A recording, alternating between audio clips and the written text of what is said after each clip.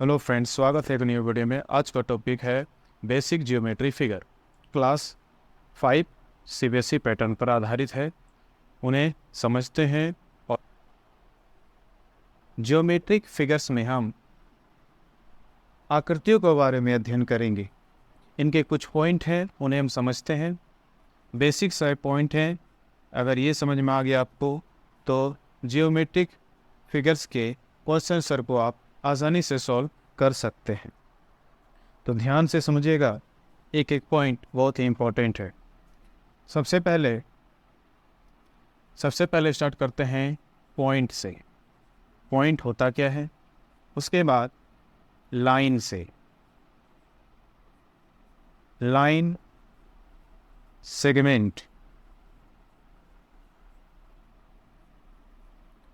Plane, रे, कोलाइनर, को planar, vertical and horizontal,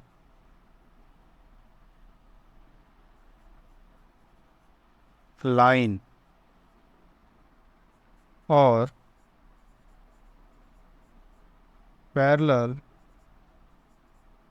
line.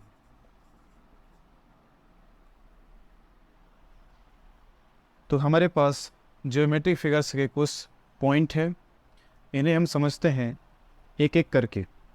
अगर ये इन सारे पॉइंट को आपको समझ में आ गया तो 100% गारंटी है कि आपको ज्योमेट्रिक फिगर में कोई भी प्रॉब्लम नहीं आएगी। तो सबसे पहले एक एक करके स्टार्ट करते हैं। पॉइंट होता क्या है? पॉइंट होता क्या है सर? पॉइंट होता क्या है? तो आप कहेंगे पॉइंट, इसे हम पॉइंट कहेंगे। बिल्कुल, ये भी पॉइंट है, बट क्या आपको पता है पॉइंट से ही हम लाइन को बना सकते हैं? ये जो हमारे पास लाइन है ये किस प्रकार बना? ये जो हमारे पास लाइन है, क्या इसमें पॉइंट का यूज़ है? आपको पता है कि लाइन में पॉइंट का बहुत ही महत्वपूर्ण यूज़ है। अगर पॉइंट नहीं तो लाइन भी नहीं। पॉइंट ही मिलके हमारा लाइन बनता है।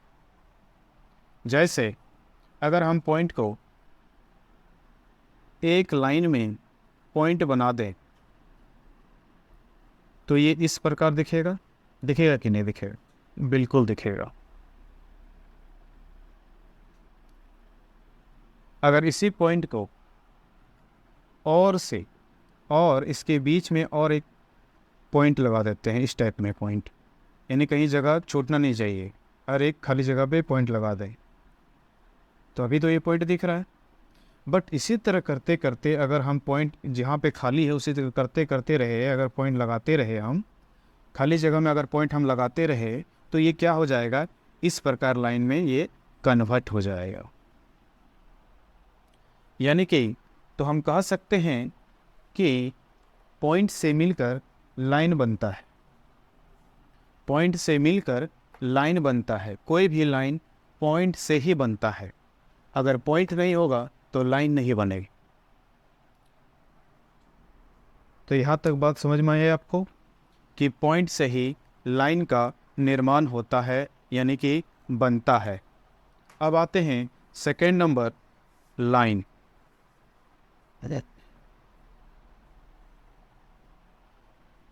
अब ये लाइन होता क्या है? आप कहेंगे लाइन, ये लाइन है।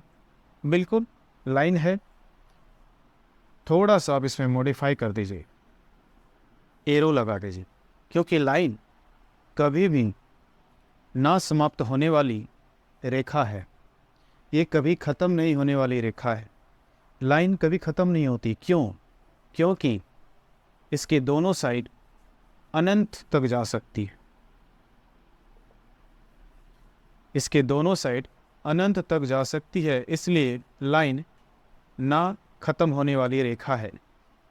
ये तीर का निशान जो एरो है ये अनंत तक, लेफ्ट साइड अनंत तक, यानी कह सकते हैं ये हमारे पास लाइन है, यानी कि इसे हम रेखा कहते हैं। लाइन को रेखा कहते हैं, पॉइंट को बिंदु कहते हैं, यानी बिंदु मिलकर लाइन का निर्माण करता है। लाइन यानी कि रेखा जो अनंत तक, दोनों साइड अनंत तक चलती रहती है, इसका अंत नहीं है। अब आते हैं लाइन सेगमेंट।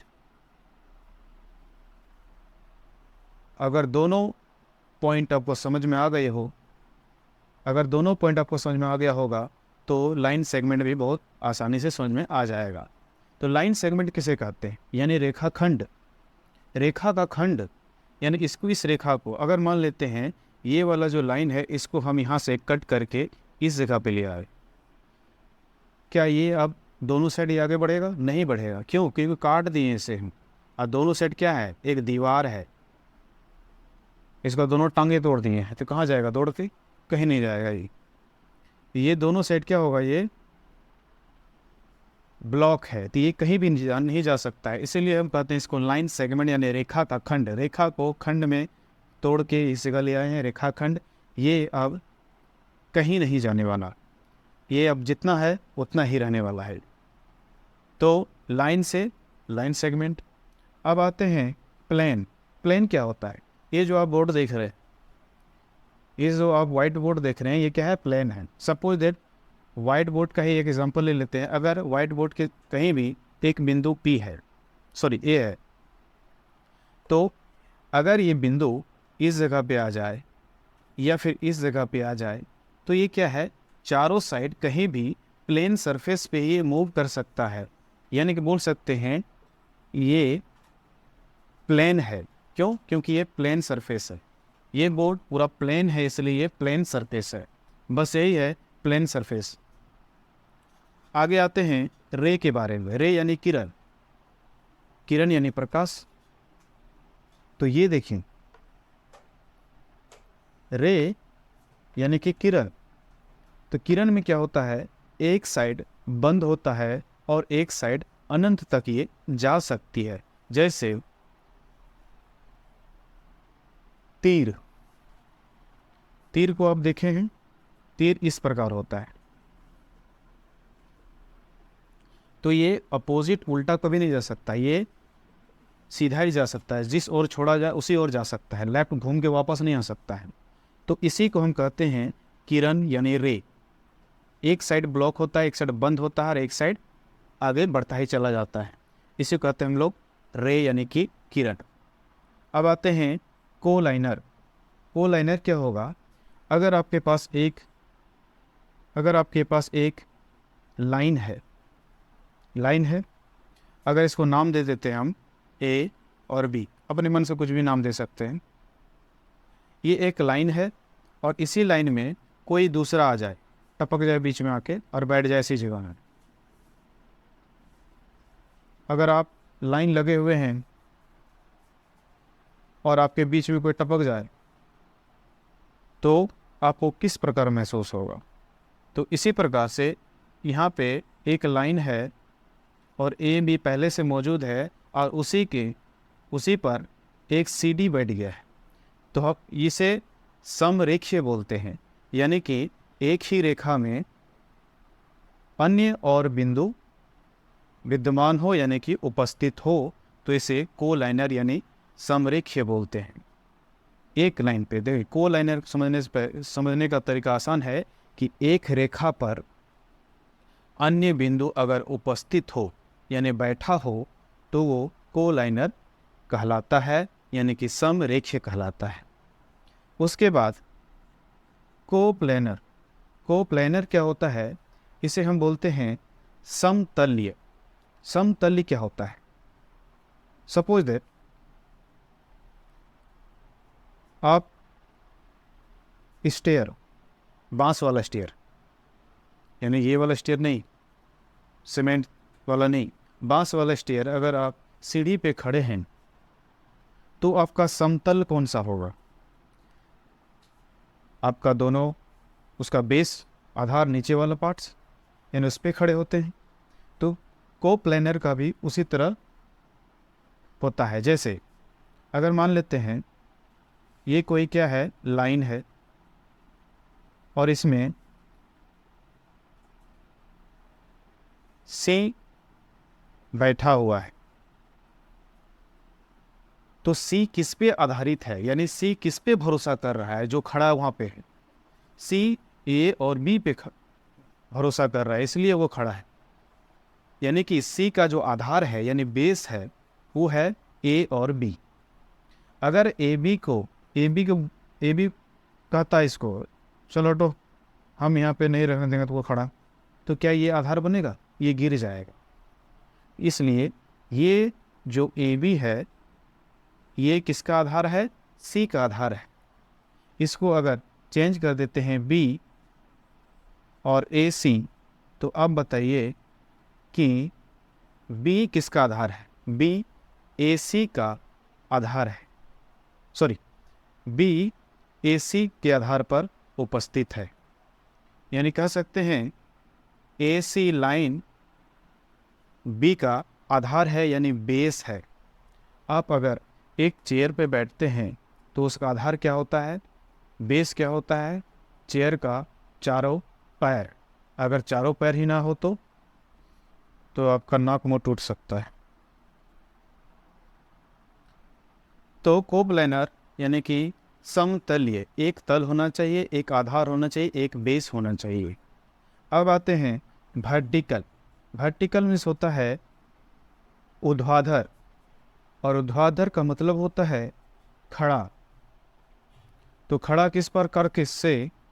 खड़ा लाइन इस प्रकार से होता है, इस प्रकार से कोई भी लाइन खड़ा हो सकता है, इस प्रकार से। ये लाइन क्या है? वर्टिकल खड़ा है, यानी कि ऊर्ध्वाधर खड़ा है। और हॉरिजॉन्टल लाइन क्या होता है? क्षैतिज में है, यानी बोल सकते हैं क्षैतिज यानी कि हॉरिजॉन्टल यानी सोया हुआ, और वर्टिकल यानी ऊर्ध्वाधर यानी खड़ा वाला लाइन। और पैरेलल लाइन, पैरेलल लाइन क्या होता है? समानांतर लाइन। देखिए ये समानांतर है। समानांतर लाइन कभी भी एक दूसरे को इंसेक्ट यानी प्रतिच्छेद नहीं कर सकती है, कभी भी नहीं। ये अभी क्या है? हॉरिजॉन्टल लाइन है। और वर्टिकल लाइन ये वाला पार्ट आपका, ये आपका कौन सा हो गया? Vertical line, horizontal line. ये कभी भी एक दूसरे को प्रतिच्छेद नहीं करेंगी। और एक महत्वपूर्ण चीज़ है, और एक महत्वपूर्ण पॉइंट है बिंदु यानी पॉइंट। क्या आप बता सकते हैं एक पॉइंट से कितनी रेखाएं खींची जा सकती है? बिल्कुल बता सकते हैं। एक लाइन से अनंत रेखाएं खींची जा सकती है। जैसे इस प्रकार से आप अनंत रेखाएं खींच सकते हैं 1 पॉइंट से। ये बात और है कि आपको पॉइंट का नज़र भी नहीं आएगा, पॉइंट दिखेगा भी नहीं कि पॉइंट गया कहाँ से। तो एक पॉइंट से हम अनंत रेखाएं खींच सकते हैं। आप ये बता सकते हैं कि दो पॉइंट ए एंड बी, दो पॉइंट अगर हो तो कितनी रेखाएं खींच सकते हैं? दोनों पॉइंट को टच करना चाहिए। बिल्कुल बता सकते हैं। आपके पास अगर 2 पॉइंट हो तो आप एक लाइन खींच सकते हैं जो इस प्रकार होगा। यानी हम कह सकते हैं 2 पॉइंट्स में से हम एक ही लाइन को खींच सकते हैं, इससे ज़्यादा हम नहीं खींच सकते। 2 पॉइंट का हम यूज़ करना होता है, 2 पॉइंट को हमको यूज करना है और एक रेखा खींचना है। तो देखिए अगर यहाँ से हम यहाँ खींच 2 पॉइंट यूज होगी, एक रेखा खींचा गया। लेकिन अगर इस प्रकार हम करते हैं तो ये नहीं हुआ, 2 पॉइंट ये नहीं है। क्यों नहीं है?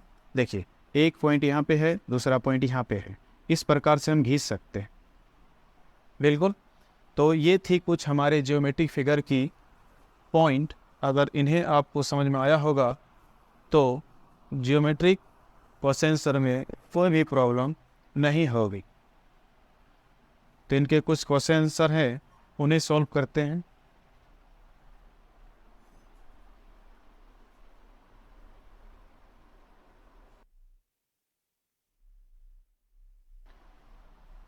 तो हमारे पास question number 1, how many different line segments can be named in the figure saw on the right, name is segment. यानी कि इस क्वेश्चन में ये कह रहा है कि हमारे पास जो लाइन है उस लाइन में कितने हमारे पास लाइन सेगमेंट है, यानी रेखाखंड है। तो ये तो लाइन सेगमेंट है, ये तो लाइन सेगमेंट है, और हम बोल सकते हैं ये क्या है, को लाइनर है। यानी कि एक रेखा में ये पॉइंट 2-3 बैठा हुआ है, यानी एक ही रेखा में 2-3 पॉइंट उपस्थित है। तो आइए इसे सॉल्व करते हैं। सॉल्व। तो सबसे पहले इसका लाइन सेगमेंट निकालना है, लाइन सेगमेंट। तो लाइन सेगमेंट निकाली। तो लाइन सेगमेंट क्या होता है, एक टुकड़ा, लाइन का एक टुकड़ा, यानी कि लाइन सेगमेंट होता है। कि अगर आपके पास एक लाइन है, ये लाइन है, इसमें से एक टुकड़ा काट लिया जाए, ये वाला पार्ट, तो क्या बन जाएगा, ये लाइन सेगमेंट। और हम इसको डिनोट कर सकते हैं, अगर नेमिंग करना चाहते हैं तो ए बी, और ए बी, और ये दे दीजिएगा। शॉर्ट में से लाइन सेगमेंट बोला जाता है, शॉर्ट में, क्योंकि लाइन सेगमेंट इतना बड़ा लिखना अच्छा नहीं लगता है, इसलिए डायरेक्ट माथे पे एक दे दीजिएगा लाइन सेगमेंट पर। अब इसको लाइन सेगमेंट हम लिखते हैं। तो सबसे पहले लाइन सेगमेंट ए बी होगा, ये वाला पार्ट्स ए बी, ये वाला पार्ट्स ए बी, और बी सी, ये वाला हो गया, ये हो गया। अब ये वाला सी डी अभी और है, क्योंकि ए बी एक पार्ट, बी सी दूसरा, सी डी तीसरा। अगर बी नहीं होता तो ये बन जाता, एंड ए सी, क्योंकि ए बी ले चुके हैं इसलिए दोबारा नहीं लेंगे लाइन सेगमेंट। तो ए सी, यहाँ से यहाँ तक लाइन सेगमेंट। उसके बाद अगर सी भी नहीं होता तो यहाँ से यहाँ तक, तो लेंगे ए डी लाइन सेगमेंट। और अभी और बी सी ले चुके हैं तो बी डी लेंगे, बी डी। हमारा आंसर रेडी है। लाइन सेगमेंट टोटल 6 है। तो इस क्वेश्चन का आंसर आसानी से बन चुका है। कोई भी किरण हो, लाइन हो, तो लाइन सेगमेंट यानी रेखाखंड आसानी से हम इसको निकाल सकते हैं, फाइंड कर सकते हैं। तो हमारे पास इस क्वेश्चन का आंसर ये रहा।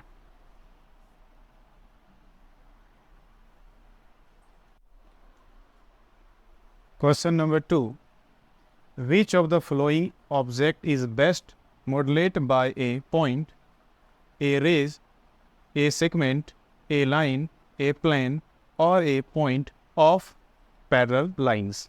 यानी कि कौन सा इसमें से ऑब्जेक्ट है जो point, rays, segment, line, plane, point को दर्शाता है, यानी कि समानांतर पैरेलल लाइंस को दर्शाता है।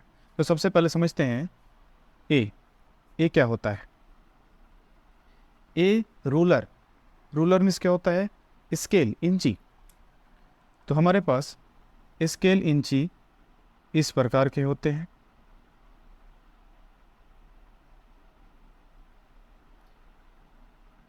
तो ये कौन सा चीज़ है, क्या लाइन पॉइंट है, क्या रेज है, क्या सेगमेंट है, क्या लाइन है, क्या प्लेन है, क्या पॉइंट है, क्या लाइन पैरेलल लाइन है। तो ये हमारे पास स्केल है, तो ये क्या हो सकता है, क्या ये पॉइंट हो सकता है, क्या ये रेज हो सकता है, क्या ये लाइन सेगमेंट हो सकता है, क्या ये लाइन हो सकता है, क्या ये प्लेन हो सकता है, क्या ये पॉइंट हो सकता है, क्या ये पैरेलल लाइन हो सकता है। अगर आपके पास एक इंची है, स्केल है, तो वो क्या है, एक मेज़रमेंट ऑब्जेक्ट है। जो रूलर है वो क्या दर्शाएगा, वो दर्शाएगा लाइन सेगमेंट का। क्या दर्शाएगा, लाइन सेगमेंट का दर्शाएगा। लाइन सेगमेंट यानी रेखाखंड को दर्शाएगा, क्योंकि रेखाखंड लाइन ये है लेकिन वो टूटा हुआ है, यानी बोल सकते हैं उस लाइन को हम रेखाखंड में विभाजित करके ही ये लाइन सेगमेंट आया है। अब यहाँ पे number B, a peak of dust. ध्यान दीजिएगा, ए पीक ऑफ डस्ट यानी कि अगर गंदगी कचरा जहाँ पे है, कचरा भरते भरते भरते पहाड़ बन गया, तो पहाड़ अगर अब खड़े हो जाएंगे तो वो पीक यानी कि सबसे ऊपर वाला पार्ट यानी बिंदु, तो वो क्या कहलाता है? वो कहलाता है पॉइंट, यानी कि बिंदु कहलाता है। अगर सबसे ऊपर जाइए, ये जो मार्कर का क्या, ये पीक है, पीक ऑफ मार्कर, यानी कि इसका शिखर है, यानी कि शीर्ष है। अब number C, the floor of the room. एक रूम का छत किस प्रकार हो सकता है? तो आप बिल्कुल आसानी से बता सकते हैं सर, छत तो प्लेन होता है, और बिल्कुल ये प्लेन ही है, यानी ये कैसा है? प्लेन है। और D, opposite edges of a table top, यानी कि एक टेबल का दूसरे साइड ऊपर वाला पार्ट क्या होगा? एग्जाम्पल के तौर पे ये माचिस, मान लीजिए ये क्या है? टेबल है। मानने में क्या जाता है? मान सकते हैं। अब ये टेबल है, इस साइड कोई बैठा हुआ है और इस साइड अपोजिट वाला इसका एड्स, किनारा, तो ये किस प्रकार है? ये है पैरेलल। किस प्रकार है ये? पैरेलल है, समानांतर है, क्योंकि ये किनारा और ये किनारा क्या है? इक्वल है, पैरेलल है। तो यहाँ लिख सकते हैं हम पैरेलल। ये क्या होगा? पैरेलल होगा। तो हमारे पास इस क्वेश्चन का आंसर ये रहा। आज के लिए बस इतना ही।